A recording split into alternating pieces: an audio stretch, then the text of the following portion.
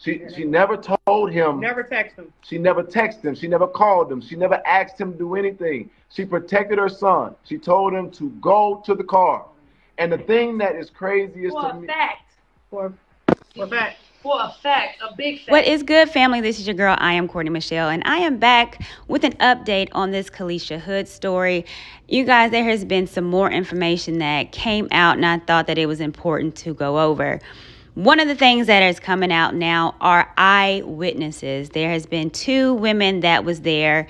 One particular is the one that recorded the situation, is coming out speaking about exactly what happened.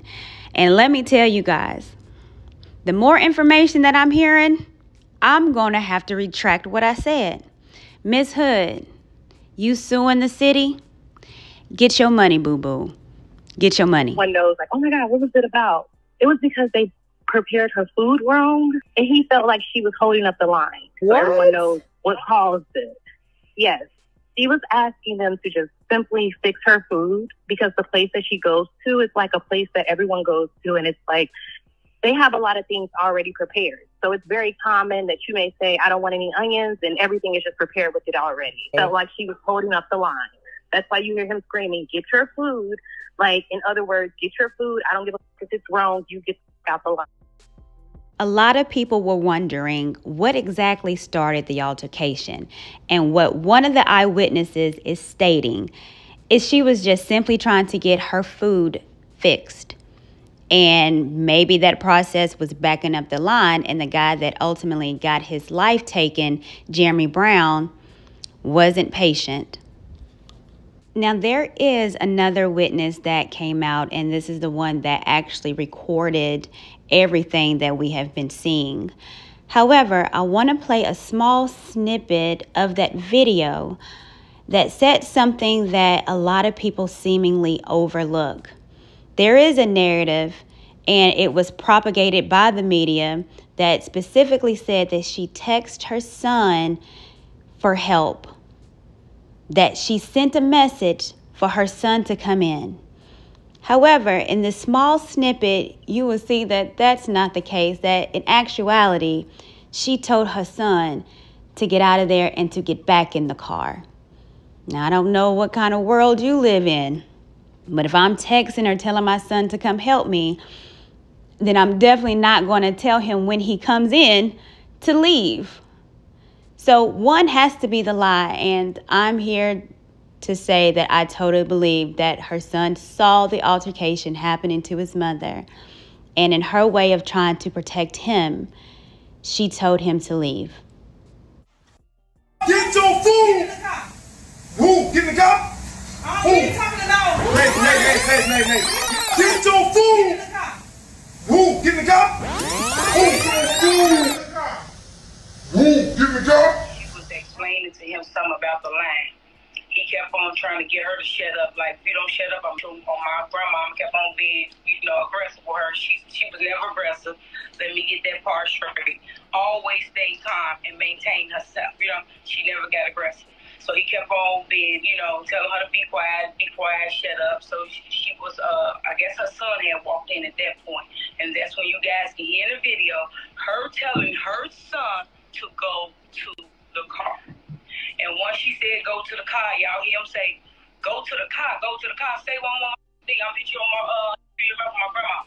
And that's when he hit her. And everybody pushed me out the door, and my phone fell on the ground where I fell too in my phone.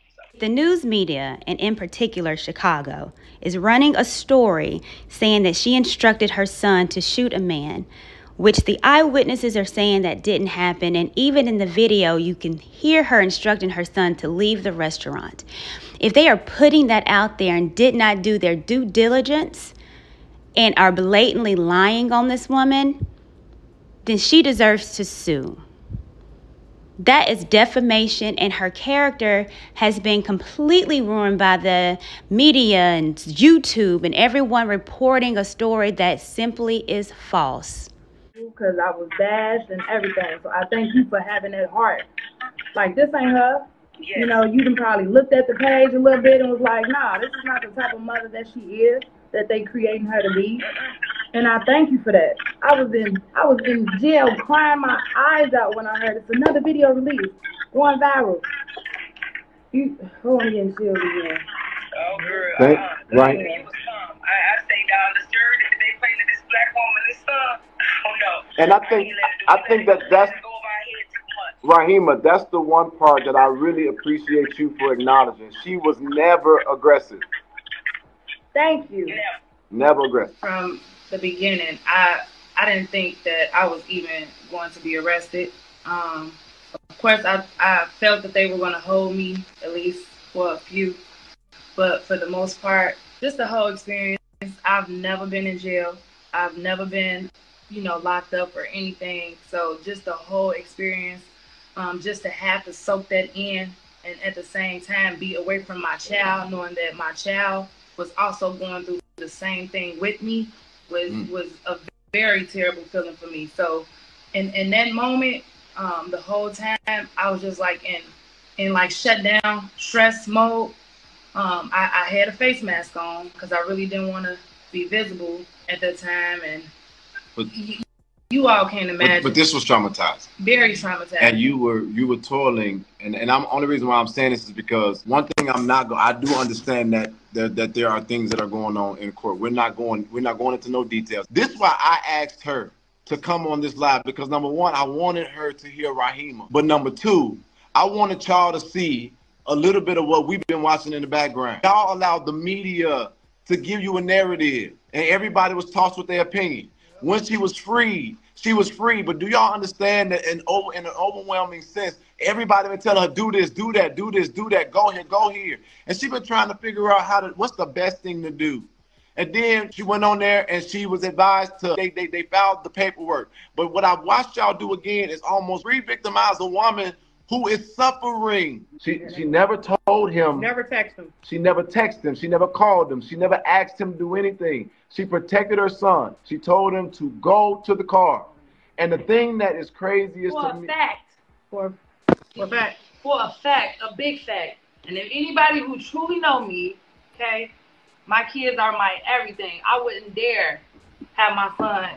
I already knew something was off, but like I said, for the most part, I would never put my kids in a situation like that. Neither one of them. I didn't even want my son to witness it. That's why I said go to the car, because he overheard the argument, and that was that. She was never she never in her tone, and she never done any of that.